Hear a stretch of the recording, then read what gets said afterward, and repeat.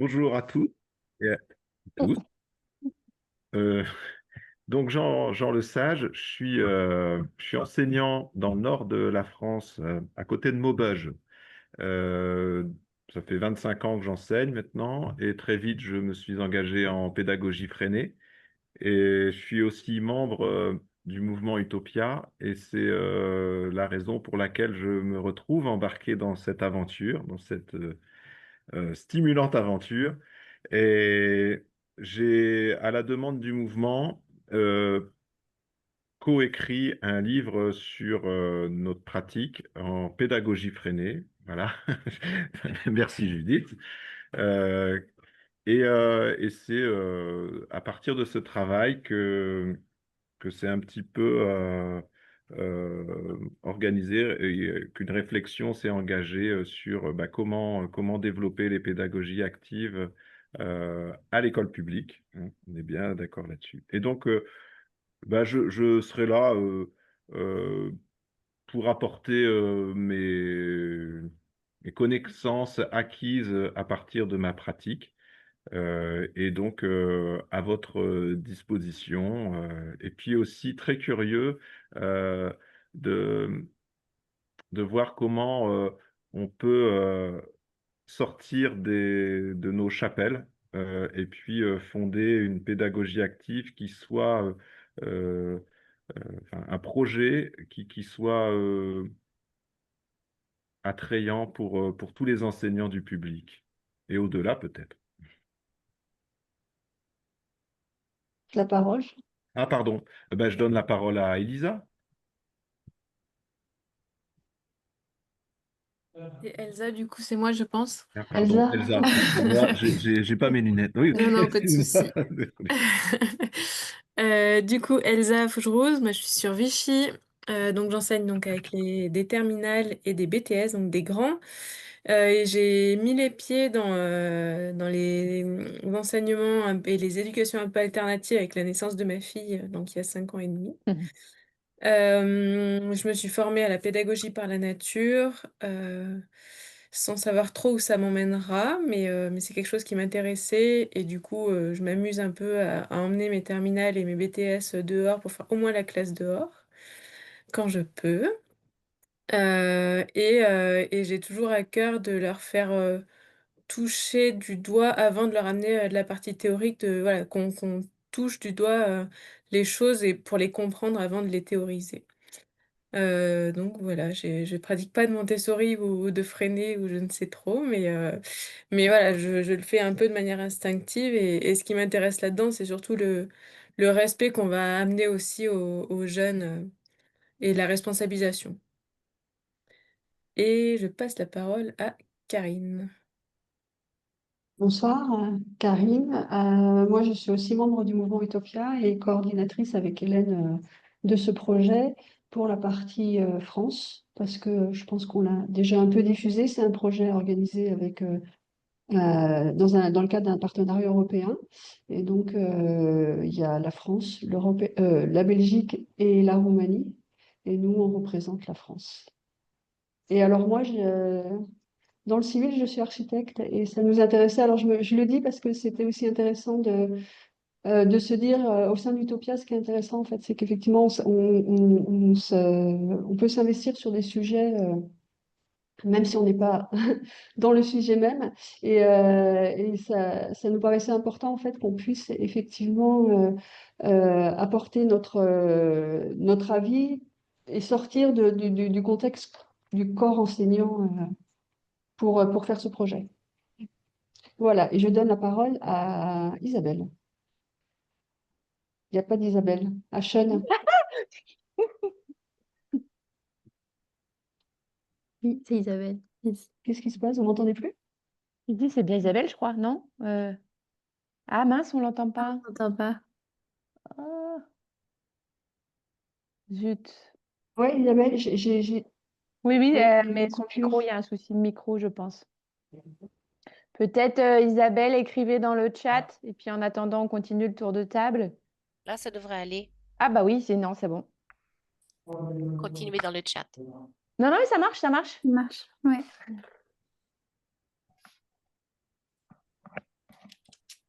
Du coup, Isabelle, c'est bon, je crois que vous pouvez y aller.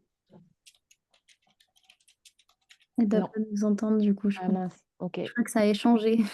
On l'entend et après, bon. Eh Tu nous entends? bien, Oui, je vous entends, oui. Ah, bah du coup, on t'entend bien là. Ah, bah, très bien. Ouais. J'avais dû faire une mauvaise manip.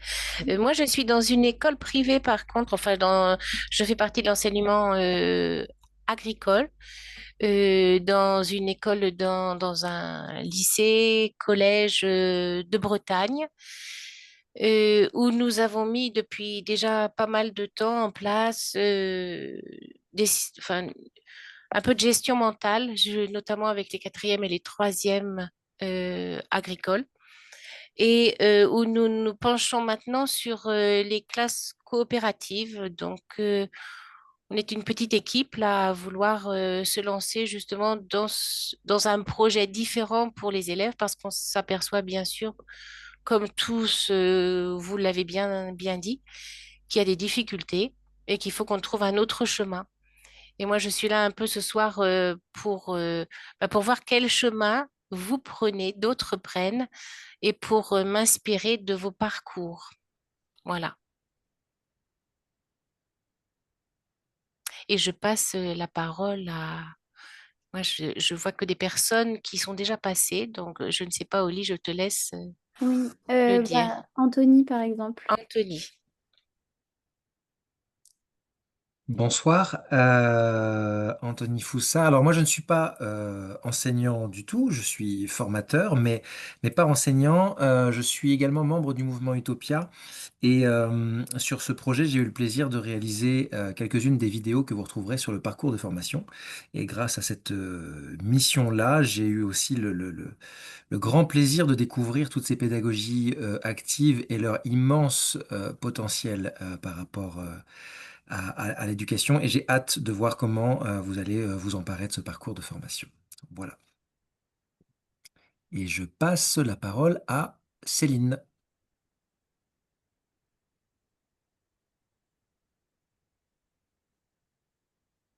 Alors, Céline, le micro est coupé.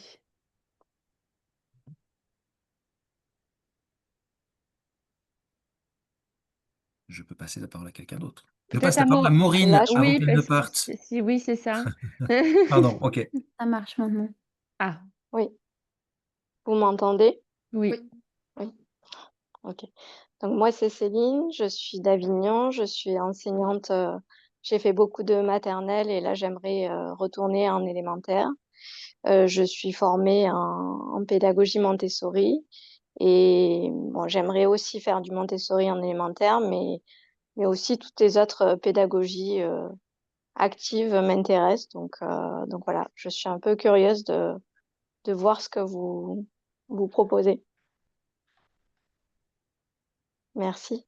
Enfin, pour qui la parole? Ah oui, qui c'est qui reste? Bah, peut-être Maureen, si elle doit partir. Ouais, Maureen. Ouais, du coup. ok. D'accord, merci. Du coup, moi, c'est Maureen Priboche. Je suis professeure d'art plastique en collège, en Seine-et-Marne, Sud Seine-et-Marne. Je suis jeune enseignante parce que c'est que la deuxième année que j'enseigne. J'ai découvert les pratiques de la pédagogie Montessori Freinet parce que j'ai fait un mémoire sur l'altérité et donc je me suis renseignée sur ces pédagogies-là. J'essaye tant bien que mal de mettre ça en place dans des cours, sauf que la problématique du collège fait qu'on a 1 heure par classe, en tout cas dans ma matière. Donc voilà, j'essaye, je suis là pour aussi glaner des outils possiblement adaptables à ma pratique. Et j'essaye déjà possiblement de mettre en place ce genre de pratique, en tout cas dans l'idée de l'autonomie et aussi d'idée de bienveillance et de rapport à... Enfin, moi, je fais des quoi de neuf en début de cours, enfin, ce genre de choses qu'on peut parfois entendre ou voir en pratique. Voilà. Donc, je suis là plutôt pour découvrir un peu aussi, comme ça a déjà été dit avant. Et je donne la parole à la dernière personne, je crois que c'est Rodika, si ça se dit bien comme ça. Bonsoir, je viens de Roumanie. À la début de mon vie professionnelle, j'étais professeur de cello et musique de chambre. Et après une longue parcours varié d'autres métiers, j'ai fini comme chercheur et formateur. Je suis intéressée de toute forme de pédagogie, et spécialement de pédagogie active. Euh, excusez-moi, je parle Aucun problème. meilleur en anglais. Je suis intéressée parce que je veux raconter tout ce que je peux euh, connaître pour les professeurs qui sont les lieux de mon centre de ressources online. Ok, C'est tout. merci. Je ne sais pas qui n'a parlé pas. Alors, bah, je me présenterai peut-être un peu plus tard finalement, mais ouais, je pense on va commencer la présentation vu qu'il y a des personnes qui vont déjà commencer à partir. Mais merci en tout cas à tout le monde de vous être présenté. Je Et crois que moi, je me suis pas présentée. ah, tu t'es pas présentée, Hélène? J'ai cru, pardon, excuse-moi. Oui, Hélène. Après, tu peux te Hélène. présenter à ta partie si tu veux, mais comme tu le sens. Ah, ok, eh ben, c'est... Peu importe. Bon, on continue Vas-y, dans le tour de vas-y. table. Ouais, Ouais, finissons. finissons. Donc, Hélène Lyon, donc, je coordonne aussi le projet L'école du Bois de Vigier avec Karine au sein du mouvement Utopia. Je suis formatrice, animatrice nature au sein de l'association Canopée avec Anthony. Donc, on est vraiment sur des thématiques de former, d'accompagner les gens sur comment développer un nouveau rapport au vivant. Et comme ce qui a été dit, je crois que c'est Elsa qui racontait qu'elle est tombée dans les pédagogies actives en étant maman. C'est pareil, je suis tombée dedans à ce moment-là aussi, à beaucoup se questionner sur comment faire du mieux qu'on peut. Puis de voir mes filles à l'école, m'a posé tout un tas de questions. Et donc est venue, voilà, en découvrant le livre de Jean et puis d'autres possibilités, des choses qui se faisaient dans d'autres classes autrement, avec un autre regard sur l'enfant, avec une autre posture, etc. Ça m'a vraiment beaucoup parlé et c'est pour ça qu'on a souhaité, voilà, déposer ce projet et on vous présentera après plus en détail la plateforme. Mais j'ai très hâte voilà, de vous montrer ce qu'on a commencé à préparer sur le parcours de formation et puis de recueillir vos retours, vos impressions et de voir comment vous saisirez de tout ça et comment voilà, les échanges entre les uns et les autres vont naître et puis ce qu'on a très à cœur de bâtir une communauté de pratique. Donc voilà, pour ma part. Super. Bah, merci beaucoup. Peut-être que finalement, je devrais finir le tour de table pour que ça soit au clair. Finissons-en. Ouais. Du coup, moi, je suis Oli. Du coup, je suis designer de formation. Mais là, je travaille du coup à mon compte et je travaille pour plusieurs ONG qui sont engagées dans tout ce qui est climatique, enfin, le climat, le social, la culture, etc. Là, du coup, c'est un super projet dont je fais partie aussi. Et je vais du coup être facilitatrice et enfin, animer du coup les réunions et quand on va se retrouver pour partager nos pratiques, nos évolutions, etc. Mais j'expliquerai un peu plus pour ça après. Mais voilà, je pense qu'on va commencer du coup avec la présentation du projet avec Karine. Je te laisse la parole, Karine, pour... Oui, alors je vais faire rapidement pour donner la parole à Jean, parce qu'il doit partir aussi rapidement. Donc ce projet, en fait, vraiment s'inscrit dans l'action du mouvement Utopia, qui a eu à cœur de développer, qui est un mouvement d'éducation populaire, et qui a donc une particularité d'avoir une maison d'édition, de faire de l'écriture collective et en faire aussi des éditions d'auteurs. Et dans ce cadre, sur les questionnements autour de l'éducation, il y a eu donc ce livre écrit par Jean, Hélène et Marcel Torel qui a été édité sur ces questions de l'éducation de l'enseignement par les pédagogies actives et sur la base vraiment d'un retour d'expérience en fait. Donc ce livre a été assez déclencheur au sein du mouvement pour se dire qu'est-ce qu'on peut faire et comment on peut continuer, comment on peut transmettre en fait mieux, plus, enfin mettre nos pierres à l'édifice sur la question de pouvoir transmettre ces pédagogies et particulièrement sur la question, enfin dans le grand public en fait et sous-entendu finalement à l'école publique. Enfin c'est notre cible, hein, c'est la cible du projet. Et donc on s'est engagé, on a obtenu une subvention européenne pour faire ce projet comme je commençais à le dire tout à l'heure. Qu'on fait en partenariat donc avec le CCRF en Belgique qui est spécialisé sur la transmission de la pédagogie Freinet et Repère 21 qui est une association qui travaille sur les questions sur la transmission des questions environnementales auprès des écoles et des publics fragiles. Donc on travaille sur ce projet depuis un an. Il s'organise en 3 temps, donc la création de l'outil, de la plateforme qu'on va vous présenter, la partie expérimentation sur laquelle on vous sollicite et on espère que vous allez nous accompagner après cette présentation, que vous allez vouloir y participer après cette présentation. Et la troisième partie, en fait, c'est une forme de plaidoyer, c'est-à-dire d'essayer de diffuser cet outil qu'on a créé. On a 2 ans pour faire ce travail. On est à la fin de la première année et on continue, on engage la deuxième année. Pour aller vite, parce que j'ai vu que le temps avait passé, je dirais que l'étape suivante, c'est qu'on va vraiment vous présenter la plateforme et je voudrais en l'état passer la parole à Jean parce que la plateforme, en fait, c'est un outil qu'on a défini d'information, de formation aux pédagogies actives, qu'on a voulu très ouverte sur la question des pédagogies actives, c'est-à-dire de pas avoir, c'est pas une plateforme Freinet, c'est pas une plateforme Montessori, mais plutôt de poser la question de l'ensemble de ces outils et comment se les approprier dans quelle situation qu'on soit de transmission et d'enseignement.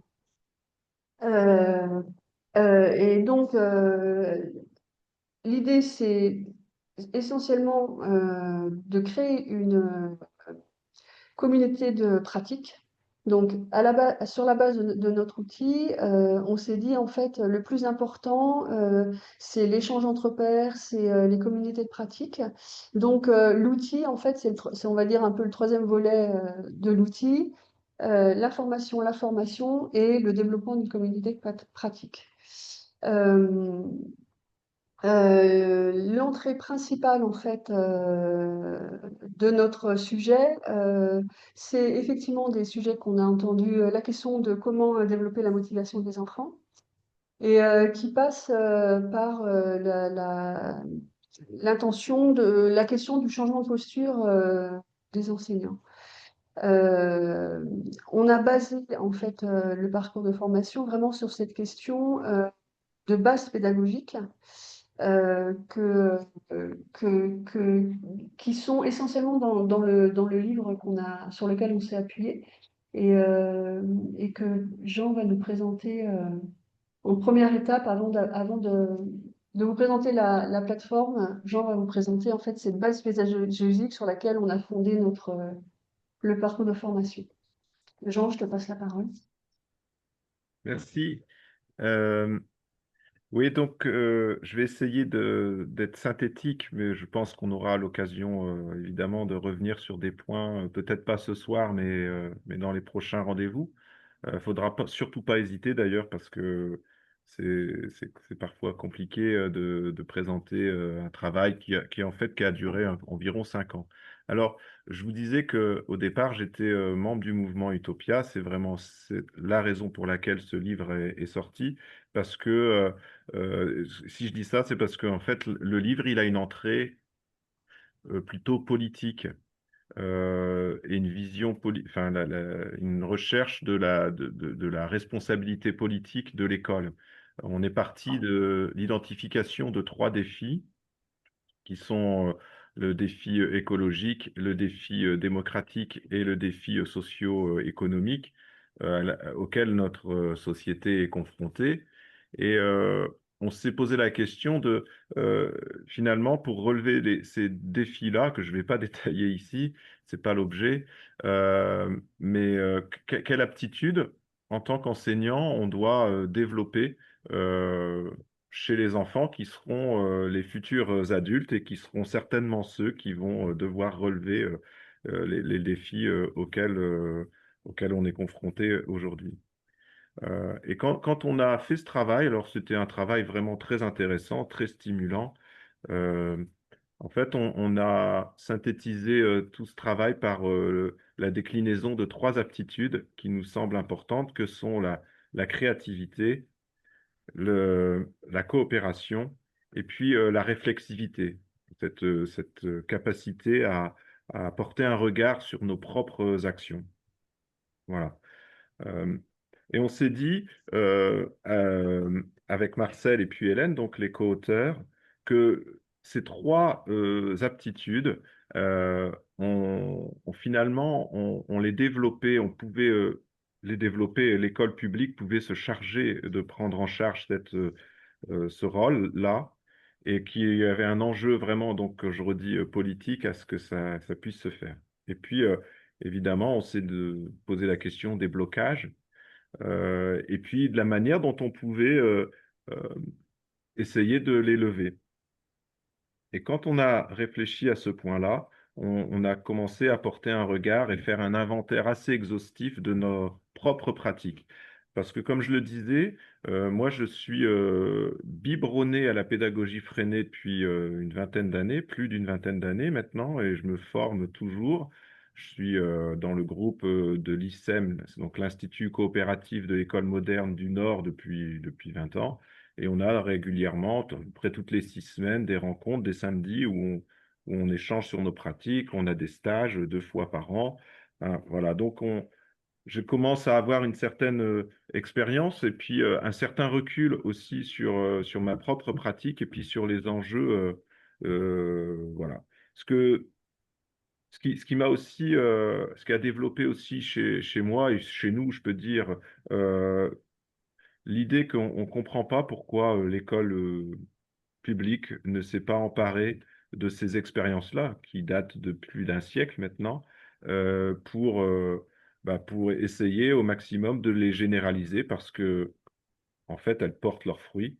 Et la dernière preuve, c'est certainement l'étude qui a été menée à Mons-en-Barœul, une école sur laquelle on a appuyé vraiment notre démonstration. Une école donc, qui a été créée il y a plus de 20 ans maintenant, qui est une école expérimentale une école publique en plein cœur d'une ZUP de Mons-en-Barœul, donc la métropole lilloise. Et, euh, et enfin, vous le savez certainement, ou peut-être pas, mais peu importe, mais quand on monte une école expérimentale dans l'éducation publique, ça engage à beaucoup, beaucoup, beaucoup euh, de démarches, et c'est pas si simple, quoi. Et il y a beaucoup d'obstacles. Et une des conditions pour que cette école se crée, c'était par l'Académie d'avoir un laboratoire de recherche en sciences de l'éducation qui scrute vraiment de manière très, très pointue tout ce qui s'y faisait. Et pendant 5 ans, ça a été le cas dans cette école. Et les enseignants, ils ont été euh, analysés dans leur pratique sur toutes les coutures. Ça a donné l'objet d'un livre, qui est un livre un peu imbuvable, il faut bien le dire, parce que c'est plein de chiffres, mais en tous les cas, ça a vraiment apporté une caution scientifique à la démarche de la pédagogie freinée en milieu populaire. Voilà.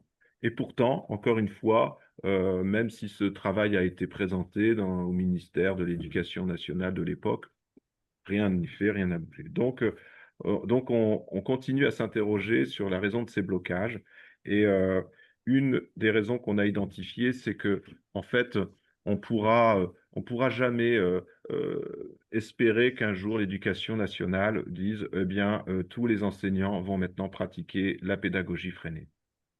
Alors, il y a plein de raisons à ça, mais celle qui nous a le plus, celle qu'on a retenu le plus, c'est qu'en fait, euh, la pédagogie freinée, elle ne sera jamais généralisée. parce qu'il y a trop, enfin, je ne vais pas là non plus m'étaler, mais en gros, c'est trop étiqueté et puis certainement pas toujours adapté à certains contextes. Voilà, ça, je suis assez clair là-dessus, ce qui fait qu'on a, on a admis vraiment avec beaucoup de facilité l'idée que l'important, c'était pas de valider et de généraliser la pédagogie freinée. L'important, c'était de voir ce qui faisait l'essence de cette pédagogie et de constater qu'en fait, il y avait vraiment moyen d'être peut-être innovant et de dépasser d'une certaine manière la pédagogie freinée en alimentant ces pratiques par les autres expériences de pédagogie active, des souris, puis j'en ai plein d'autres, et puis certainement les écoles démocratiques, enfin, toutes les expériences qui peuvent se vivre ici et là, surtout en ce moment, qui se développent un peu. Voilà, et donc l'enjeu est certainement, pour nous, ça a été ça, c'était de modéliser ce qu'on faisait et essayer d'en extraire l'essence. Alors, je viens là, j'en viens à cette essence. Euh, et on a en fait compris, sans qu'on l'ait vraiment anticipé, quand on a fait cet exercice d'écriture, que nos classes, on pouvait les présenter d'une manière tout à fait modélisée par trois types d'activités. En réalité, toutes nos classes fonctionnent comme ça et avec trois temps très identifiés que sont le temps d'expression, le temps de la recherche et le temps de la communication. Ces trois temps-là, ils sont tous illustrés par des moments très concrets, très précis pour les élèves. Et en fait, ils s'organisent au sein d'une journée de classe avec cette importance qu'il faut vraiment souligner, ils s'organisent d'une manière coopérative. Voilà. Et quand je dis ça, en fait, presque j'ai dit euh, l'essentiel de notre pratique, quoi. Alors, bien sûr, ça va nécessiter du développement, mais je vais faire très rapidement là pour ce soir. Quand on dit expression, on parle d'expression libre dans tous les domaines. L'idée, c'est vraiment de faire en sorte que la classe soit un lieu où l'enfant, il aura la certitude que sa vie sera prise en compte et qu'il sera respecté en tant qu'enfant et pas seulement en tant qu'élève. Euh, il aura des espaces où il pourra s'exprimer librement. Et s'exprimer, ça peut prendre de multiples formes, vous le savez. Il n'y a pas que l'expression orale, il n'y a pas que l'expression écrite, il y a aussi l'expression corporelle, il y a aussi l'expression artistique, il y a aussi l'expression, ça peut paraître étrange, mais je confirme vraiment, l'expression mathématique, puisque les mathématiques, c'est un langage en fait. Donc, on peut aussi s'exprimer comme ça.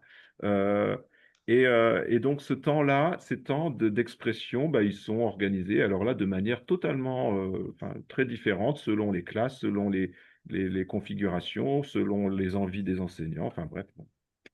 Le deuxième temps, le temps de la recherche, c'est le temps où l'enfant il va résoudre des problèmes. Et les problèmes, en fait, qu'il résout, ce sont généralement des problèmes qui sont issus de l'expression et que l'enseignant a bien veillé au départ à faire en sorte que ça puisse se prolonger, l'expression puisse se prolonger par du questionnement. Je dis l'enseignant parce que petit à petit, on se rend compte que quand on pratique comme ça, moi j'enseigne dans une classe de 3 niveaux, bah, les CM2 qui ont 2 ans d'expérience dans ma classe, petit à petit, ils arrivent à problématiser par eux-mêmes, quoi. Et, et en gros, l'expression devient un sujet de recherche. Et donc, ce sujet de recherche va faire l'objet bah, de tâtonnements expérimental par l'élève ou par les élèves, selon qu'on travaille individuellement ou collectivement. Et il va forcément faire l'objet de la pratique et de l'utilisation d'outils, de techniques, de méthodes pour pouvoir résoudre le problème. Petite parenthèse, ce temps de recherche, c'est vraiment important de le souligner, en fait, il institue les connaissances d'une manière totalement différente de ce qu'on peut dire de l'école publique actuellement. C'est-à-dire que la connaissance, dans notre pratique, elle n'est plus un but en soi.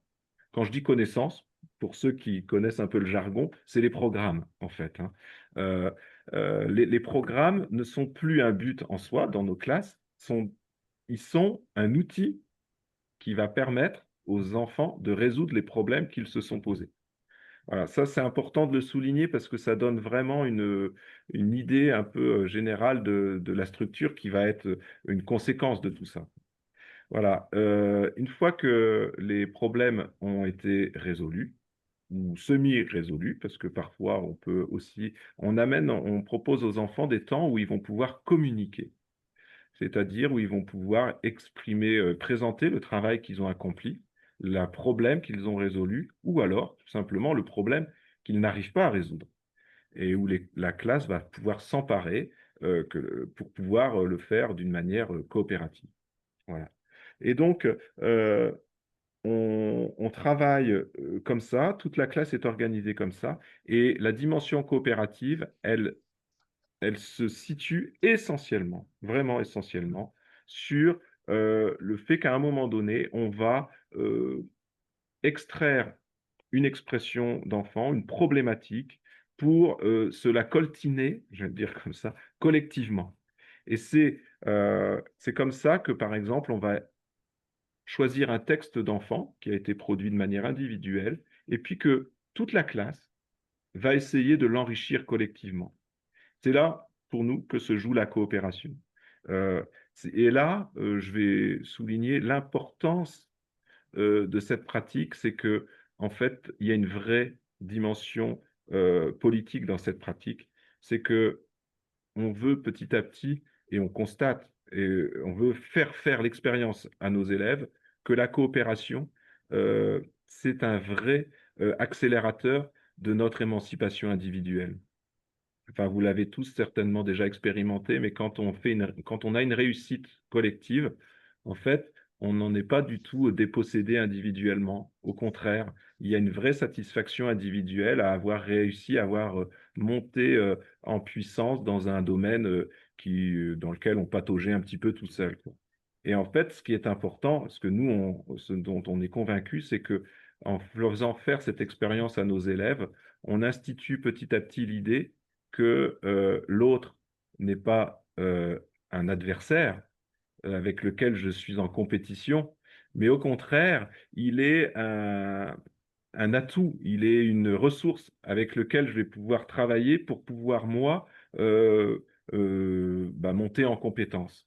Vous devinez que si on généralisait ça et que ça se faisait à tous les niveaux scolaires, de 3 à 15 ans, je pense vraiment, sans paraître trop utopique, qu'on change quand même vraiment le, la société, quoi. Donc, voilà. Donc, ça, c'est une conviction chevillée au corps et c'est ce qui motive en grande partie mon souhait d'être parmi vous. Parce que, comme le disait très bien Karine, le but est de faire communauté et de rechercher ensemble. Et donc, si évidemment on est nombreux, bah, ce sera certainement l'aboutissement de nos recherches seront certainement plus pertinentes, quoi. Voilà. Et je termine parce que c'est important j'ai entendu parler de motivation. En fait, ces trois types d'activités, ce qu'on a constaté quand on a fait notre travail d'écriture, c'est que euh, on, on a constaté qu'elles étaient en complète corrélation avec les trois facteurs qui ont été mis en exergue par les chercheurs de la motivation intrinsèque. La motivation intrinsèque, vous le savez ou pas, mais peu importe, en fait, elle a été définie et caractérisée par le fait que un individu qui en est animé, ça signifie qu'il a réuni trois facteurs. C'est Deci et Ryan, pour ceux qui veulent approfondir la question, qui ont travaillé là-dessus, mais nous, on a aussi travaillé avec Alain Guérien de l'Université de Lille. Et ce qu'ils disent tous, c'est que pour éprouver cette motivation intrinsèque, il faut, dans un premier temps, avoir le sentiment d'autodétermination, c'est-à-dire d'être enfin, d'avoir le sentiment qu'on est à l'origine de notre action, que nous l'avons souhaité. Le deuxième facteur, c'est que il faut aussi, une fois que l'action est enclenchée et qu'elle est terminée, ressentir une montée en compétence.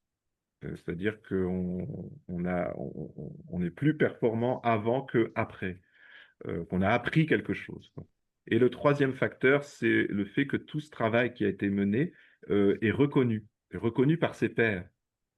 Et en fait, quand on a euh, euh, fait ce travail d'écriture, eh ben, on s'est rendu compte que si nos élèves aimaient venir en classe, se mettaient facilement au travail, ben, ce n'était pas grâce à une potion magique ou alors un talent extraordinaire de l'enseignant. C'était juste ça, c'était juste que les trois activités que je vous ai présentées, l'expression, la recherche et puis la communication, elles rentrent en parfaite corrélation avec ces trois facteurs de la motivation intrinsèque.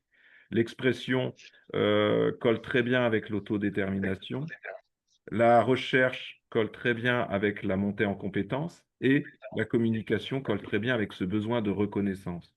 Voilà. Et donc, en fait, on en a conclu que, il y avait un enjeu vraiment à organiser nos classes de cette manière-là, ne serait-ce que pour motiver les élèves.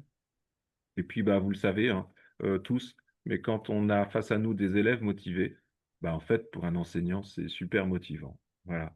Je m'arrête là parce qu'on aura l'occasion d'échanger encore prochainement. Merci beaucoup, Jean. C'est super. Je vois tout le monde qui prend des notes, donc c'est toujours bon signe. Je me permets aussi juste de mettre dans le chat le programme de ce soir. J'ai oublié de mentionner un peu comment ça va aller se dérouler, un peu les temps. Je pense qu'il y a peut-être des fois le besoin de savoir comment ça va se dérouler. Donc je mets ça là si jamais il y a des personnes qui sont curieux pour savoir enfin, quelles sont les prochaines étapes de cette réunion. Je veux aussi juste voir, enfin j'ai vu que Laetitia a rejoint la réunion aussi. Euh, Bonjour Laetitia. On t'entend pas le Bonjour. micro. Oui, bonjour, bonjour. Je sais pas si, juste pour te présenter très brièvement, vu qu'on est en train d'essayer de présenter le projet, mais juste pour t'accueillir un peu dans l'espace de cette réunion. Donc juste ton nom, prénom et enfin, ton rôle dans l'enseignement, un peu, juste pour savoir un peu. Oui, d'accord. Désolée, je, je suis arrivée en retard parce que justement, j'enseignais pas pas à des petits, mais à des grands. Donc, je m'appelle Laetitia Wolf, je suis basée dans le sud de la France.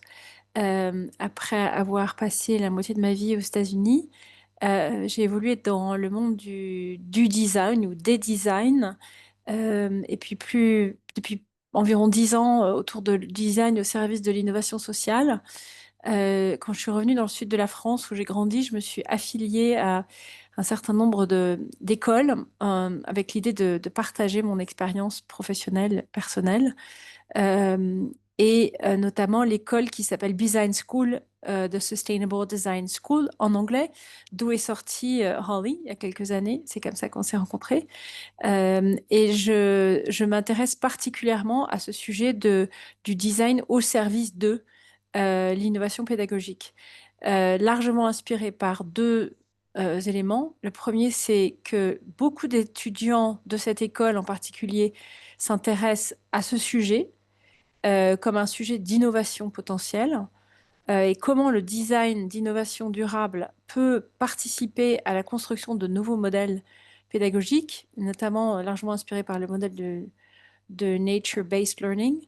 Et deuxièmement, à travers un projet qui m'est très cher, c'est de construire des jardins partagés d'être notamment affilié à celui du jardin Pessicard à Nice, qui est un modèle d'école dehors avec lequel je travaille ce semestre. Voilà. Merci beaucoup Laetitia. Et alors la suite du coup c'est la démonstration de la plateforme et de la formation sur lequel l'équipe travaille déjà depuis toute cette année, pardon. Alors, j'invite du coup Hélène à partager ton écran et montrer du coup la plateforme sur laquelle on invite du coup ce groupe à explorer. Alors, ok, vous m'entendez? Ouais, cool. Oui. Bon, je vous vois plus du coup parce que je partage mon écran. Alors, n'hésitez pas à m'interrompre si vous avez des questions en cours de route. Donc, comme l'a dit Karine tout à l'heure, en fait, à la base, on était parti pour construire un MOOC. Et puis, petit à petit, on s'est rendu compte que ça collait pas tout à fait avec les valeurs de notre projet, d'être sur quelque chose de flexible, de collaboratif, d'ouvert. Et donc, on est plutôt parti sur vraiment une plateforme qui se voudra collaborative, mais dans lequel on retrouve quand même un parcours de formation pour les enseignants avec un parcours un peu clé en main que je vais vous présenter. Donc, vous avez d'un côté cette plateforme, donc là que vous voyez à l'écran, avec différents onglets. Donc, on retrouve la page d'accueil où on reprécise un petit peu l'objectif du projet, pourquoi ce projet de l'école du Buen Vivir. On parle beaucoup de Buen Vivir, mais vous verrez que sur la plateforme, on donne un peu l'explication de pourquoi on a souhaité s'appuyer sur ce concept qui nous parle beaucoup au sein du mouvement Utopia, la symbolique du logo, les porteurs du projet. Donc ça, voilà, c'est la page d'accueil principale. Et ensuite, vous avez un premier onglet qui reprend un petit peu les différentes étapes du projet, qui explique le principe de cette plateforme collaborative, la raison d'être du projet, quelles sont les bases pédagogiques clés derrière ce projet, notamment, enfin, surtout principalement ce que vous a présenté Jean tout à l'heure, les acteurs du projet et puis un petit peu le cadre et les limites du projet. Donc ça, c'est voilà, c'est pour le premier onglet. Ensuite, vous avez un deuxième onglet S'informer, où là, on a souhaité vraiment mettre à disposition un certain nombre d'informations théoriques et de textes qu'on a écrits. Vous verrez qu'il y a une vision politique derrière ces textes et donc on s'en explique à chaque fois. On les a co-rédigés avec différentes parties prenantes, des chercheurs en sciences de l'éducation, des enseignants, des membres du mouvement. Et donc, un peu sur le principe qu'aime bien Utopia de l'écriture collective, on a comme ça écrit plusieurs textes sur, par exemple, si je prends dans la thématique de l'école du Buen Vivir, on a détaillé un petit peu, on a essayé de mettre des mots sur quel regard on pense qu'il faudrait ou qu'on pourrait porter sur les enfants au sens large, hein, finalement les élèves à l'école, mais ça dépasse ça.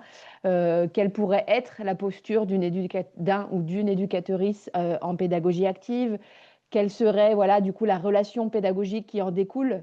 Donc voilà, à chaque fois, vous retrouverez des textes, des ressources pour aller plus loin. Donc n'hésitez pas à vous balader sur la plateforme. On est aussi preneur de vos retours.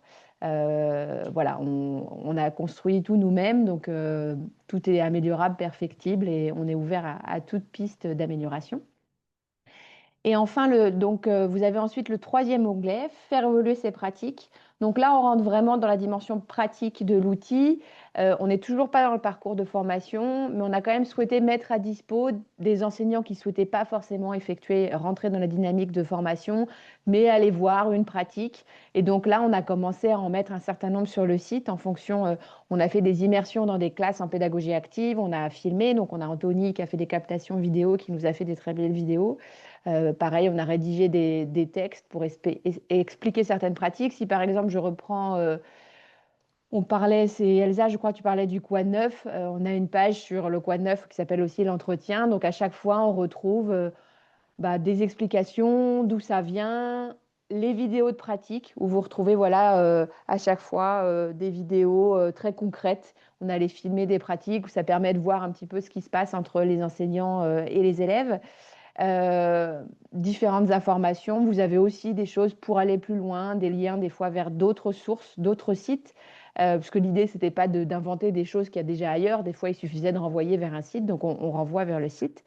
Donc voilà, ça c'est pour la partie très pratique. Une quatrième partie qui, elle, est en cours de construction, qui se veut essayer de répondre à un certain nombre d'obstacles, parce qu'on s'est aperçu, voilà, en allant un peu sur le terrain, en rencontrant les enseignants, qu'il y avait un certain nombre de freins à la mise en place des pédagogies actives dans les classes et que certains freins revenaient régulièrement. comme par exemple, oui, mais comment être sûr de pouvoir réaliser tout le programme dans l'année, ou la partie sur les relations, comment j'explique ça à mes collègues, à ma hiérarchie, aux parents. Donc voilà, l'idée de cette page-là, ça sera de venir un peu pointer les obstacles qui reviennent régulièrement et d'essayer de proposer des pistes pour les lever, avec notamment des témoignages, peut-être vos témoignages quand vous aurez fait les expérimentations, avec peut-être des petites vidéos. Enfin voilà, tout ça reste encore à construire, mais l'idée, voilà, c'est de dire, on sait que c'est pas toujours simple, il y a des obstacles. Voilà quelques premières pistes pour essayer de les lever. Et enfin, le dernier onglet, qui sera un onglet, donc Karine parlait, et Jean aussi parlait de cette volonté de notre part de bâtir une communauté de pratique, parce que ça c'est pareil, c'est quelque chose qu'on nous a remonté beaucoup sur le terrain, des fois ce sentiment d'être seul, des fois même c'est un enseignant dans l'établissement qui essaye de mettre des choses en place tout seul et c'est pas évident. À plusieurs, c'est quand même plus motivant et voilà, on peut se soutenir aussi, savoir qu'on n'est pas seul, ça fait du bien. On peut partager des difficultés, mais aussi des choses qu'on a réussi à mettre en place et des choses voilà, qui peuvent essaimer. On sait que c'est ce qui marche le mieux, hein, c'est quand voilà, un collègue conseille à un autre collègue, bah, j'ai essayé ça, tu pourrais essayer aussi. Donc voilà, l'idée derrière ce projet, au-delà des 2 ans du projet européen, c'est derrière d'avoir une communauté de pratique vivante qui se poursuit avec des gens qui peuvent échanger entre pairs pour aller toujours plus loin dans le projet. Se dire aussi que cette plateforme, elle se voudra collaborative, donc on a vraiment très envie d'avoir quelque chose un peu comme un wiki des pédagogies actives où on aurait, par exemple, on travaille avec des partenaires, on travaille par exemple avec l'autre collège, qui est un collège alternatif à Paris, qui a monté un certain nombre d'outils qui sont vraiment, vraiment chouettes et qui méritent d'être partagés et connus. Pour l'instant, ils n'ont pas d'endroit où les mettre, les promouvoir, etc. Et on se dit, on pourrait tout à fait avoir, d'en faire évoluer ces pratiques. On rajoute une pratique ou on rajoute un établissement et voilà, et ces personnes, on leur donne un accès et qu'ils puissent venir promouvoir leur pratique. Il y aura peut-être d'autres personnes parmi vous qui font déjà des choses vraiment super et que vous avez envie de partager sur, je ne sais pas moi, la partie artistique, la partie mathématique, la partie le théâtre, je ne sais quoi. Et donc l'idée, c'est de pouvoir aussi vous donner les clés de la plateforme et que vous puissiez, si vous le souhaitez, contribuer à son contenu. Donc ça, voilà, c'est pour la partie plateforme. Et ensuite, vous avez le parcours de formation en tant que tel. Donc, il y a un petit onglet à droite, se former, changer de regard pour changer l'école. L'idée, c'est que ce parcours, pour l'instant, est ouvert uniquement sur candidature. Donc, vous êtes les premiers à le tester. On s'est engagé au niveau de l'Europe à le faire tester par une douzaine d'enseignants là, sur l'année. Donc voilà, on recherche une douzaine d'enseignants pour tester le parcours, nous faire des retours sur ce qui marche bien, ce qui marche moins bien, ce qu'on pourrait améliorer. Et donc, comment va marcher ce parcours? Donc, vous irez tout en bas, accéder au parcours de formation. Là, normalement, il vous demandera de créer un compte. Donc, vous entrez votre mail, vous choisissez un mot de passe et ensuite, vous aurez accès au compte. Et alors, comment ça va se passer? Le parcours de formation, on a essayé de se caler, de respecter finalement le triptyque dont nous parlait Jean tout à l'heure, qui nous parle beaucoup. Et on est vraiment convaincus que ce triptyque est une clé en termes d'organisation de la classe pour développer la motivation intrinsèque des élèves. Et donc, le triptyque, donc expression, recherche, communication, on a bâti le parcours sur celui-ci.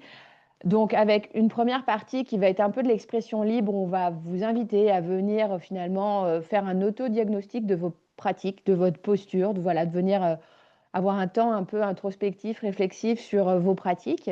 C'est quelque chose où parfois, dans son métier, on a la tête dans le guidon. On sait que les enseignants n'ont pas toujours beaucoup de temps. Et ça peut être chouette de s'accorder ce temps pour faire une petite pause et puis avoir ce temps réflexif sur sa posture. Et puis d'écrire librement. Et ensuite, librement, de choisir du coup en fonction de ça une pratique sur laquelle vous avez envie d'expérimenter quelque chose. Et donc, on va vous proposer un petit système pour choisir une première pratique et donc pouvoir vous former sur cette pratique et la tester dans votre classe. Et donc, monter en compétences comme ça, en tâtonnant, en expérimentant sur cette recherche. Et donc, la troisième partie du triptyque, qui est la communication, on s'est dit, bah, finalement, pour valider ce parcours de communication, plutôt que de tomber dans l'écueil de on vous donne un truc à remplir, on ramasse les copies et on vous donne un diplôme, on s'est dit, bah, plutôt bah, faire comme ce qu'on a envie de voir dans les classes, c'est-à-dire d'être plutôt sur de la reconnaissance par les pairs et donc vous inviter à venir présenter votre expérimentation dans la classe, comment ça s'est passé. Présenter ça à vos pairs, du coup. Vous verrez qu'on vous présentera derrière, on va avoir un suivi avec une visio tous les mois. Et donc, de venir à l'une de ces visios, présenter ce que vous avez fait de la manière que vous voulez, soit par une présentation, une vidéo que vous aurez fait, peu importe. Et donc, voilà. Et ça constituera la dernière étape du triptyque. Et donc, ce parcours de formation, donc comment ça va se passer? Vous aurez deux choses à suivre dedans, le module d'introduction et au moins un module de pratique. Pour l'instant, les modules de pratique, il y en a 5. Vous avez l'entretien ou le quoi de neuf, le texte libre, la classe promenade, le conseil de coopération et l'expression corporelle. Là est en cours de création un module aussi sur la recherche mathématique. Et puis, il y aura d'autres modules qui vont arriver ensuite. Mais pour l'instant, on va commencer l'expérimentation avec ces 5 pratiques-là. Donc, l'idée, ça va être pour vous de suivre d'abord le module d'introduction. Donc, pour ça, il y aura juste à faire commencer. Vous allez rentrer du coup dans ce module d'introduction. À gauche, vous avez le menu du module.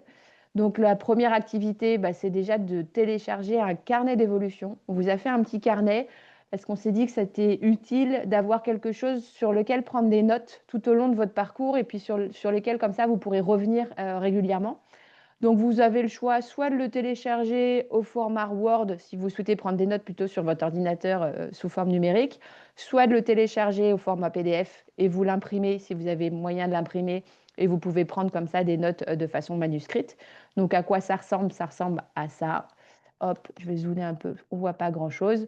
C'est un petit carnet avec plusieurs pages, avec à chaque fois, vous allez retrouver les activités du parcours et puis des espaces pour pouvoir prendre vos petites notes. Bien sûr, rien n'est obligatoire. C'est un outil qu'on vous propose. Vous pouvez tout à fait choisir de noter certaines choses ou pas. Hop, attendez. Ah, j'ai perdu ma fil. Le voilà. Donc ensuite, une fois cette première étape-là de télécharger le carnet d'évolution, vous allez avoir la suite du parcours. Et donc là, vous allez faire les activités les unes après les autres. Donc, je vous montre juste la première pour que vous voyez à quoi ça ressemble. Donc là, porter un projet de société. Voilà. Porter un... Pardon, non, je ne sais pas, j'ai eu de l'écho ou quelqu'un a posé une question peut-être? Non, non, effectivement, tu as un écho, mais Trop continue, on va bizarre. voir ce qui se passe. Ouais. Bizarre. Donc, vous portez un projet de société émancipateur. Donc, à chaque fois, vous aurez un petit texte à lire. Parfois, il y aura des vidéos.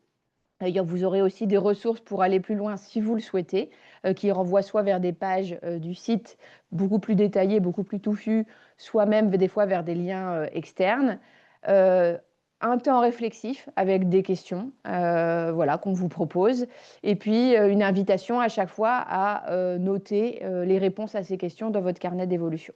Et donc, en bas de chaque page, pour chaque activité, vous avez la possibilité de réagir, si vous le souhaitez, par un petit smiley, de laisser un commentaire aussi. N'hésitez pas, c'est vraiment ce qui fait vivre la plateforme. Donc, vraiment, sentez-vous libre de renseigner des commentaires. Et puis, quand vous avez fait tout ça, et ben, vous faites juste suivant et vous arrivez à la deuxième activité. Et voilà, c'est pareil, vous prenez connaissance des contenus, vous prenez vos petites notes et comme ça, chacun va au rythme qui lui convient le mieux, à la vitesse qu'il le souhaite. Voilà. Donc ça, c'est pour le modèle d'intro. Vous voyez qu'il y a 7 activités en fait. Il se termine par une préparation à l'expérimentation. Et c'est donc sur cette dernière activité du module d'intro que vous aurez un petit outil qui vous permet d'explorer via différentes thématiques à développer. Si par exemple vous souhaitez, j'entendais quelqu'un qui parlait de la coopération, sur le sujet de la coopération, voilà quelle pratique on me conseille. Et puis comme ça, vous pouvez aller regarder un petit peu à chaque fois les différents modules qu'on vous propose choisir la pratique que vous souhaitez tester, expérimenter, sur laquelle vous souhaitez vous former. Et puis ensuite, vous irez dans cette fameuse pratique, l'entretien, le texte libre, la classe promenade, le conseil de coopération ou l'expression corporelle dans un premier temps. Et donc après, c'est vraiment exactement le même principe que pour le module d'intro. Vous allez retrouver un carnet d'évolution à télécharger en début et différentes activités à suivre, où là, vous allez avoir ce fameux temps d'expression pour faire le point sur votre pratique, un temps pour découvrir ce qu'est cette pratique avec des contenus détaillés, une vidéo de pratique à chaque fois, un temps de préparation de votre expérimentation avec des petits conseils, des petites questions pour vous guider un petit peu sur la préparation, une première expérimentation dans votre classe, suivie d'une auto-évaluation, qu'est-ce qui s'est passé, comment ça s'est passé, et puis un temps pour préparer un temps de retour d'expérience et de partage. Et enfin, une dernière étape, ce qu'on demande pour valider le parcours de formation, c'est d'avoir une itération, c'est-à-dire de renouveler la pratique au moins une fois pour être vraiment dans cette dynamique de se dire que de toute façon, il n'y a pas une bonne façon de faire et de commencer, de lancer finalement ce processus de tâtonnement, d'expérimenter, d'essayer autre chose, autrement, et de comme ça, et d'avancer pas à pas, parce qu'on est convaincu que c'est comme ça que ça se développera le mieux. Donc voilà pour le parcours. Karine, Oli, Jean, je ne sais pas si j'ai oublié des choses. Je peux arrêter le partage peut-être pour vous revoir. Vous êtes toujours là, super. Toujours là. Merci. Je rajouterais peut-être effectivement l'importance des réunions mensuelles, en fait, qui est un vrai enjeu en fait dans le parcours pour initier cet échange entre pairs en fait et pour illustrer profondément la question de ce temps de communication pour soi-même trouver les ressources en fait dans une nouvelle pratique, parce que peut-être ce dont on n'a pas parlé, qu'on a aussi développé, on sait que c'est quelque chose, enfin, qu'il y a toute une démarche intérieure et un parcours personnel à faire, à la fois lié à l'endroit où on enseigne, lié au moment où on est dans son enseignement. Donc tout ça, c'est beaucoup de choses il y a de ces enjeux-là, en fait, dans le travail, dans le parcours qu'on propose parce que c'est bien changer de regard pour changer l'école. Euh, donc, il y a vraiment cette importance des réunions mensuelles, pendant lesquelles nous, on essaiera aussi, Jean sera présent, mais en fonction, enfin, Oli va certainement le dire après, mais en fonction des questionnements qui peuvent apparaître, on peut se dire que nous, par rapport à l'équipe qui nous entoure, pour constituer cet outil, on a été très entourés. On peut faire intervenir des personnes qui peuvent répondre à vos questions. En fait, donc il y a vraiment ce moment-là, ce moment d'échange est important, même si c'est un peu particulier en Zoom, mais on va essayer de le rendre le plus convivial possible malgré les écrans. Et c'était ce point-là que je voulais rajouter. Voilà. Super, merci Karine. Et ah oui, non, excusez-moi, le dernier que je voulais rajouter, en fait, c'est vraiment cette idée que c'est un outil qui est en construction. Donc, il y a vraiment cet enjeu, en fait, qu'on le fasse ensemble, en fait, c'est-à-dire de vraiment nous faire part de vos retours, de vos attentes, de qu'est-ce qui pourrait se passer d'autre, en fait, sur cette communauté de pratique et d'apporter vos propres témoignages. Aussi, ces moments d'expérimentation peuvent être l'occasion, en fait, de retour d'expérience pour l'outil. Donc, il y a vraiment cette idée qu'on doit nourrir la chose tous ensemble. Je te laisse la parole, Olivier, excuse-moi. Non, pas de souci. Non, c'est super. Enfin, vous avez dit tellement de choses que du coup j'allais dire, mais c'est super. Je sais, j'allais peut-être laisser un petit temps quand même. Enfin, je vois qu'il y a encore Jean en fait, alors que. Oui, merci. Je vais devoir vraiment vous quitter là. J'ai Ouais. rogné un petit peu sur le temps, mais Ouais. il faut que, bon, en tous les cas, on se reverra avec grand plaisir. Bonne soirée à toutes et à tous. Merci beaucoup, Jean. À très bientôt. Merci, Jean. Au revoir. Super. J'allais juste laisser peut-être un petit temps si jamais il y a des questions par rapport à la plateforme, s'il y a des doutes ou des questionnements autour de ça. J'ai aussi envoyé le lien dans le chat de la plateforme pour que vous commenciez à à explorer de votre côté si vous avez envie et tout ça. Mais on pourra voir ça par la suite, du coup, avec le groupe qui va se former. Euh, donc voilà, donc je ne sais pas s'il y a des questions en particulier ou pas. Euh, Oui, Judith, je vois qu'il y a le micro qui s'est... Ouais. Juste, si on est plus que 12, comment ça se passe? Parce que je suis sûre qu'il y a plein de gens qui vont avoir envie, en fait. Bah, déjà, là, vous êtes 6 enseignantes, je crois, si je me trompe Il y en a eu pas. 9 qui sont venus là ce soir. Bah, on verra. On se voit mal fermer la porte aux gens parce qu'on a très envie que ça se développe. En même temps, il faut qu'on se donne les moyens de faire quelque chose de qualité. Donc, j'ai envie de dire priorité aux personnes qui sont là ce soir déjà. Et après, on verra. Et du coup, j'ai une autre Moi, question. oui, Ah oui. je vais juste ajouter à ce que dit Hélène, le fait qu'en fait, du fait que c'est très personnalisé comme parcours de formation, il y a aussi que nous, on a un délai global pour faire cette expérimentation. On l'a positionné sur l'année scolaire. Par rapport à ça, en fait, il y a aussi qu'en fait, c'est peut-être pas 12 personnes. C'est pas 20 personnes, plus de 12 personnes en même temps, mais plutôt c'est là où on va pouvoir en fait certainement aller au-delà de 12 si on a plus de 10 personnes, on en serait ravis en fait.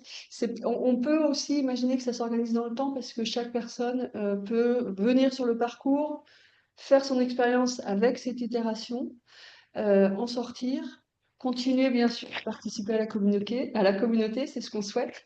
Mais par contre, voilà, il y a aussi cette idée que tout le monde n'est pas là en même temps. Ok. Et j'avais une autre question aussi du coup. Bon, moi je suis en élémentaire, je me sens parfaitement impliquée dans tout ce que vous dites et ça me parle complètement et je pense que ça correspond complètement. Est-ce que ça concerne aussi du coup les enseignants de maternelle? Bien sûr. Parce que je fais partie de l'association et du coup, est-ce que je peux en parler aux enseignantes de maternelle? Est-ce que ça leur parle? Et du coup, Christelle, par exemple, qui est en maternelle, est-ce que ça te parle, ce projet, ou est-ce que c'est adapté aux maternelles ou pas? Alors, je ne sais pas si Christelle veut répondre, mais en tout cas, pour la partie, pour Oui, votre oui, partie, moi, ça pardon, me vas-y. semble tout à fait possible. Effectivement, les trois items que vous avez énoncés, effectivement, ils se retrouvent dans beaucoup de choses qu'on peut proposer aux enfants. Donc, Mm. alors, on n'a peut-être pas la phase de recherche que vous pouvez avoir, vous, en primaire, euh, aussi poussée, en tout cas, à l'école élémentaire, mais en tout cas, on peut retrouver quand même des phases. Il y a quand même beaucoup de manipulation, d'expérimentation aussi en maternelle. Et pour répondre aussi, les immersions qu'on a fait, on a fait des immersions aussi en classe de maternelle et vous verrez dans les vidéos de pratique des enfants de maternelle, sur même sur des phases de recherche d'ailleurs, hein. Ce qui compte, on en parlera beaucoup, je pense, mais c'est vraiment une histoire de posture. Et cette posture, à 3 ans, on peut déjà commencer à faire tout un tas de choses, à mettre l'enfant en posture, en position de chercheur, à tâtonner, plutôt que venir voilà, lui déverser un savoir. Et donc, vous verrez dans les vidéos de pratique, on a des maternelles sur une majorité, enfin, on doit avoir les deux niveaux sur une majorité des pratiques.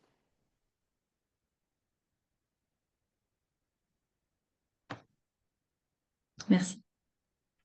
J'ai une question sur le timing. Vous avez dit que vous aviez un délai global pour cette expérimentation qui fait, j'imagine, partie du calendrier d'un projet européen, mais euh, quel est ce délai?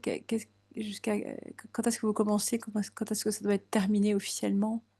Alors, on commence aujourd'hui. D'accord. Et l'idée, c'est de faire l'expérimentation au courant de l'année scolaire. Sachant que ce qui est demandé pour valider le parcours de formation, c'est donc d'expérimenter une pratique plus une itération et de venir faire le retour à ses pairs lors d'une visio. Donc ça peut se faire, enfin, ça dépend vraiment du rythme de chacun. Ça peut se faire en un mois, ça peut se faire sur 6 mois. Je pense que, comme le disait Karine, on va avoir des gens qui vont arriver aussi au fil de l'eau en cours de route. En tout cas, on arrêtera l'expérimentation, je pense, en avril-mai pour avoir le temps, nous, derrière aussi, de prendre en compte toutes vos remarques pour mettre à jour la plateforme, etc. Et puis après, on va essayer de mettre en place, et on compte sur vous même pour nous aider, quelque chose, un système, une organisation qui fasse que le projet continue de vivre et que la formation continue de vivre et d'exister, même au-delà du projet. On a à cœur que ça continue bien au-delà, quoi. Karine, on t'entend pas, je crois, si tu... Ouais. Et peut-être pour répondre très concrètement, en fait, ce projet s'inscrit dans un projet européen qui se termine, qui était un projet européen sur 2 ans, et qui se termine, qui a commencé en septembre 2024 et qui se termine en septembre 2026. Donc ça, c'est le cadre administratif. D'accord. Donc l'idée, c'est qu'au-delà, la formation, ce soit autonome, quoi. Mm. Autonome, donc payante. Ah non, l'idée, c'est vraiment, je ne sais pas si on l'a dit ou pas, l'idée, c'est que cet outil soit open source gratuit pour les enseignants. Et l'autonomie, c'est vraiment de se poser la question, alors c'est peut-être un peu prématuré là, mais de comment on le fait perdurer. Et on sait que pour faire perdurer, en fait, il faut des personnes.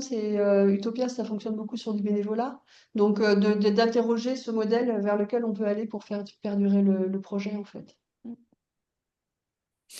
Autre qu'un autre projet européen pour la phase 2. Ça pourrait. Ça pourrait aussi. Vous avez l'air d'être bien parti en tout cas. Est-ce que ça a répondu à vos questions? Est-ce qu'il y en a d'autres? Je prends le silence pour un non. Ok. Ok. Alors, du coup, je vais vous présenter un peu le déroulé du coup de la phase expérimentale, mais il y a eu beaucoup de choses qui sont déjà dites, ce qui est super. Donc, en termes de timing, on a rattrapé le retard. Mais en gros, ce que je voulais expliquer de mon côté, c'est que, enfin, pour moi, la contribution à ce projet de mon côté, c'est vraiment d'accompagner du coup ce groupe et de vraiment faire en sorte que tout le monde est informé, ceux qui ont envie de contribuer au projet, venir faire partie du groupe d'expérimentation, puissent venir et partager, etc. et de faciliter tout ça. Euh, Qu'est-ce que je voulais dire d'autre? Oui, alors du coup, Karine l'a mentionné un petit peu, mais du coup, ça va être des réunions mensuelles à partir du moment où les personnes s'engagent à faire partie de la phase d'expérimentation du projet. Du coup, ça va être des réunions mensuelles de 1 heure et demie, à peu près comme ce qu'on est en train de faire là aujourd'hui. On a imaginé du coup un mercredi par mois. Potentiellement celui de décembre, du coup le 17 par exemple. Donc tout ça c'est à confirmer, mais c'est juste pour vous donner un ordre d'idée. Vous pourrez attendre, enfin, dans ces réunions, du coup, de rencontrer du coup les autres personnes qui vont faire partie de cette phase d'expérimentation, d'avoir des personnes ressources comme Jean qui pourront répondre à toutes vos questions, à vos doutes lorsque vous allez tester du coup la plateforme et la formation et aussi au-delà, enfin, toutes vos questions que vous avez autour de l'évolution de vos postures et de vos pratiques. Euh, Vous pourrez échanger, enfin, échanger des témoignages et après avoir une discussion aussi autour de comment on pourrait améliorer la plateforme, etc. Et vraiment de faire part un peu de vos envies pour ce projet aussi, pour trouver votre place dans ce projet-là. Euh, donc voilà, ça c'est un peu cette phase d'expérimentation que vous pouvez attendre pour les mois prochains et que du coup, vous pourrez compter sur moi si vous avez des questions. Il y a le mail du coup où on vous a contacté. Karine, peut-être tu pourrais le mettre dans le chat, le mail, ce serait super. Donc si jamais vous avez des questions précises, du coup, d'envoyer un message à ce mail et on fera attention de bien vous répondre et de vous guider. Euh, pour tout ce qui est aussi logistique, un peu de si on s'engage à ce groupe, peut-être Karine, tu pourrais mentionner une partie sur le contrat de bénévolat, le certificat Erasmus+, peut-être. On t'entend pas? Oui, pardon, comme il y a des vidéos comme ça, je ferme à chaque fois. Oui, assez rapidement, en fait. Effectivement, pour des raisons administratives, on va vous faire signer un contrat de bénévolat et qu'on vous enverra une fois rapidement, une fois les engagements pris. Et effectivement, on valide cette formation avec un certificat européen qui est lié au projet Erasmus. Pour l'instant, il n'y a pas grand-chose de plus à dire. En tous les cas, il a sa validité via la question européenne. En fait, c'est une certification européenne. Donc, c'est les personnes qui suivent la formation et vous Ouais, partagent leur retour d'expérience vont avoir ouais, un certificat. ouais, c'est ça, ouais, tout à Mm. fait. Avec du coup tous les Qui est éléments que... vraiment lié au... Ah, tu veux y aller, Karine? Pardon. Non, je disais qui est lié au processus Erasmus+, en fait. Donc du coup, toutes les choses que Hélène a mentionnées, de faire au moins enfin, de tester au moins une pratique, donner des retours sur la plateforme, toutes ces choses-là, un peu les modalités, on va dire, d'engagement, c'est toutes ces choses-là pour après pouvoir avoir ce document-là. Mais ce sera enfin, enfin, un engagement assez minime, on va dire, entre la réunion une fois par mois et quelques retours sur la plateforme, etc. Donc voilà. Mais en tout cas, si vous avez plus de questions par rapport à ça, c'est aussi le moment euh, pour vous répondre à tout ça. Et après, ben, on vous partagera par la suite, du coup, enfin, comment s'engager, du coup, dans le projet. On pourra vous envoyer un mail et pour voir si vous êtes intéressé pour faire partie du groupe. Euh, je ne sais pas s'il y a des questions, du coup, par rapport à ça. S'il y a des... Moi, j'ai une Euh, question. ouais. Ah, pardon. Non, non, vas-y. Non, ouais, pour Rodica qui demandait si pour les partenaires, si des enseignants de Roumanie pouvaient participer. Donc, je me permets de dire, ce serait qu'on a peu parlé de nos partenaires, mais là, ce projet Erasmus+ s'inscrit dans un partenariat avec donc des Roumains et des Belges. Et donc, côté Roumanie, c'est une association qui s'appelle Repère 21, qui va aussi mener une expérimentation avec des enseignants roumains et notamment auprès de la communauté rome, mais pas que. Ils vont être sur 2 établissements différents. Ils vont mener une expérimentation assez spécifique avec un module de formation qui n'est pas tout à fait celui que je vous ai présenté en ligne. Donc, pour des enseignants roumains, il y aurait vraiment ces 2 options, soit faire l'expérimentation avec l'outil qui est en ligne, et c'est tout à fait OK, il n'y a aucun problème. En plus, toutes les vidéos ont été sous-titrées en roumain, donc ça tombe bien. Ou alors, on vous donne les contacts de nos partenaires roumains pour voir en direct avec eux. Dans tous les cas, le suivi de l'expérimentation, on impliquera nos partenaires pour, voilà, d'un point de vue linguistique. Moi, je ne parle pas roumain, donc pour un meilleur accompagnement, un meilleur suivi, on mettra dans la boucle nos partenaires roumains. Voilà, Rodica, je ne sais pas si ça répond à votre question. Je connais. Ah bah très bien, magnifique. Une petite question. Oui. J'ai une petite question. Si je veux en parler autour de moi, il y a également des enseignantes qui sont spécialisées. Est-ce qu'il faut absolument avoir une classe pour pouvoir participer à l'expérimentation? J'imagine. Bah, sans classe, je ne vois pas. Parce qu'il y a des enseignantes qui interviennent dans les classes de manière ponctuelle Mmh. sur des problèmes pédagogiques ou comportementaux, pardon. Et du coup, je pense à ma co-DD, à ma co-déléguée départementale qui serait très intéressée, mais elle n'aura pas une classe entière pour pouvoir expérimenter. Est-ce que du coup, ça peut rentrer dans le processus ou pas vraiment? On ne s'était pas posé cette question, mais j'avoue que vu qu'on est sur un travail et des questions sur la posture, et puis après une expérimentation de pratique, si elle trouve des enseignants qui sont OK pour qu'elle amène cette expérimentation dans une classe, Oui, je ne sais pas Karine, mais enfin, moi, j'y vois pas d'inconvénient. Oui, non, non plus, pas du tout. Il faut effectivement avoir la possibilité de l'expérimenter en pratique. Il faut Mm, trouver la manière d'expérimenter la pratique mm, avec les enfants, quoi. mm, Donc, oui, il ça fait peut être avec option. quelques enfants, quelques... Exactement, tout à fait. mm, Oui, d'accord. Parce que, Ok. Ouais, ça peut être intéressant même, hein. ouais, ouais, tout à fait. Parce que même là, effectivement, pour l'instant, dans cette première étape, on est allé vers les enseignants, mais on est en contact avec une association qui fait de l'accompagnement au devoir. Ben, on se dit que là Mm. aussi, il peut se passer des choses intéressantes, en fait. Donc, c'est ouvert, quand même. D'accord. Ok. Merci beaucoup. Alors, est-ce qu'il y a d'autres questions ou pas par rapport à tout ça? Bah, moi, j'en ai plein des questions, mais je vais pas non plus prendre On est trop, là pour ça. trop de temps non plus, mais enfin, moi, j'ai un rôle un peu bizarre par rapport aux autres personnes qui sont là, dans le sens où je ne suis pas une maîtresse d'école.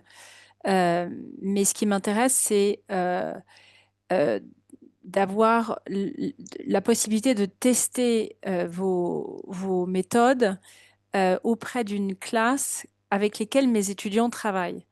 Donc là, c'est un peu médiatisé, on va dire, mais l'association qui porte cette école dehors, c'est donc le Jardin du Petit Pessicard à Nice, porté par Olivier Siec, qui est un des pionniers de cette école permaculture. Et depuis seulement un mois, il a un bâtiment dans lequel il peut officiellement offrir une école qui rentre plus ou moins dans les définitions de l'Académie de Nice. Vous l'avez mentionné, il ne rentre pas du tout dans les boîtes. Mais moi, j'ai décidé de développer ce cours ce semestre avec des étudiants de master, donc niveau 4e année de design, d'innovation durable, pour essayer de les faire en fait réfléchir eux-mêmes à ce qu'ils peuvent apprendre des enfants et de les accompagner, de les faire monter en capacité dans leurs outils de médiation, dans leurs outils pédagogiques inspiré par la première méthode inventée du kindergarten qui a été inventée au 19e siècle par Friedrich Froebel. Donc voilà, moi j'ai un peu un rôle un peu à cheval, mais ça m'intéresse de réfléchir en tout cas à de possibles applications ou alors de construire un autre cours en 2e semestre parce que ça m'intéresse de continuer la conversation et la collaboration avec Olivier Siet du Jardin Pessicard. Il faut que je trouve le contexte dans lequel le faire. Mais ça peut être aussi une autre manière de recommencer au propre à partir de mars. C'est un peu plus tard dans l'année. Je sais pas, j'essaie de réfléchir en même temps que je parle. Sinon, on se prend un temps d'échange en dehors de Ouais, cette visio, peut-être, si vous souhaitez. ouais, je veux bien, ouais. Ouais, ce sera Mm, peut-être plus simple. mm. Je vous propose ça, comme ça, c'est vrai, comme on est un peu en dehors du cadre, mais réfléchissons ensemble. Ouais. D'accord. Imaginer quelque chose. Ouais. Ouais. Ok, Je vous envoie mon numéro en message. d'accord. Mais merci, en tout cas, c'est passionnant et super impressionnant et je suis très contente d'être parmi cette conversation. Ben, on va peut-être finir sur cette note.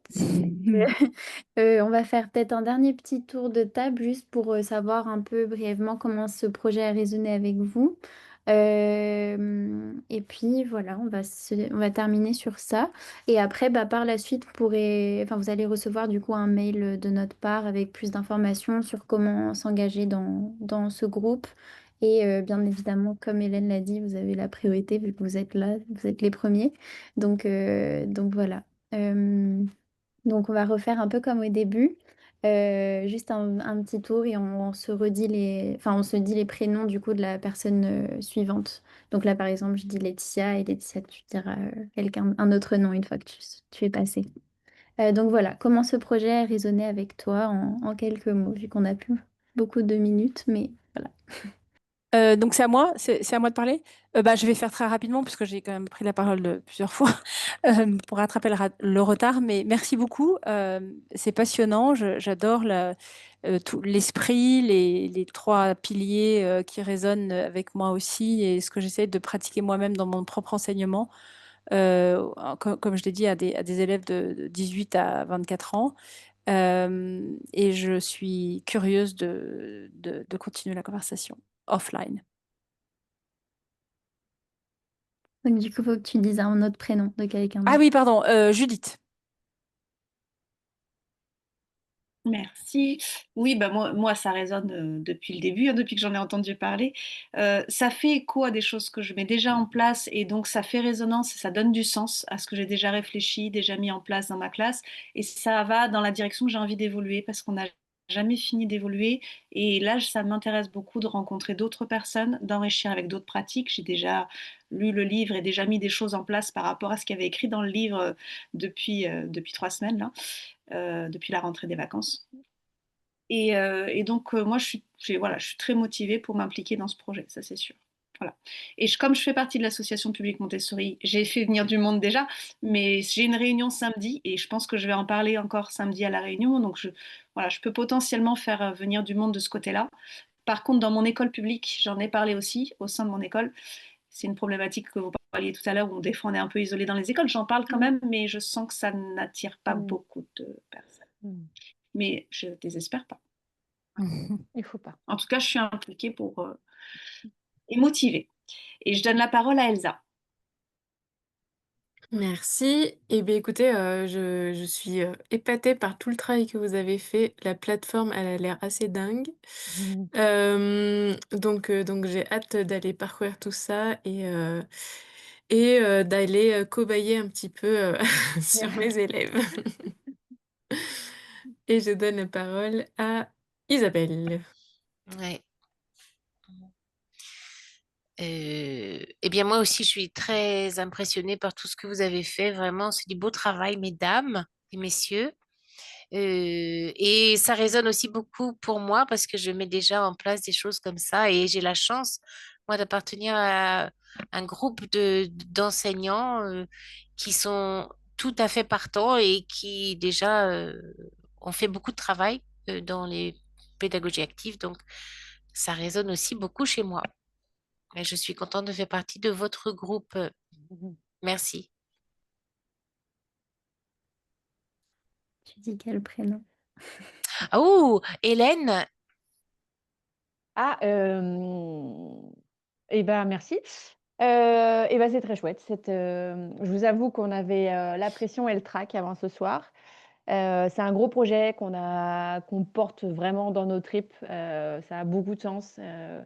Personnellement, moi, ça vraiment ouais, c'est un projet de cœur, quoi. Donc, je suis contente de voir que ça prend et hâte de commencer l'expérimentation concrètement, de voir comment bah voilà, les outils qu'on propose, comment vous arrivez à vous en saisir dans les classes, les tester, les améliorer, etc. Donc, hâte de voir la suite.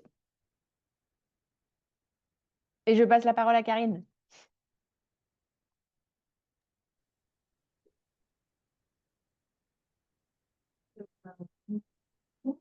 Hâte de voir, de passer à cette étape, parce qu'effectivement, on est vraiment à construire, à préparer cet outil. Donc, moi, j'ai très hâte effectivement de voir comment ça se passe. Et effectivement, c'est un projet,